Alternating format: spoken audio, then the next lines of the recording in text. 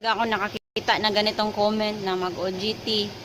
Paano kaya kung pag-uwi ko na Pilipinas, magtayo-tayo ng shop, tapos lahat ng gustong mag-practice, bili tayo ng lumang sasakyan, tapos pag-aralan natin.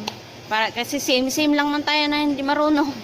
Tapos pandarin natin, tapos bibenta natin. Pero walang sahod kasi man ipansahod ko. Tapos ganun, no? Maganda kaya yun. Lagi ko kayang pinagdarasal na sana makatulong ako sa iba. Yung hindi ganito na naghihirap din ako, no.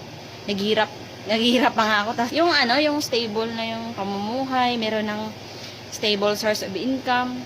Tsaka tayo tutulong, ganun. Pero parang maganda na magtayo tayo ng ng shop ng pangalanan natin na charity shop.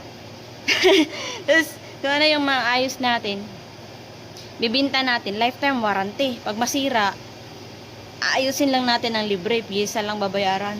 Ganda kayo siguro yung gano'n, no? Pero, ewan ko lang.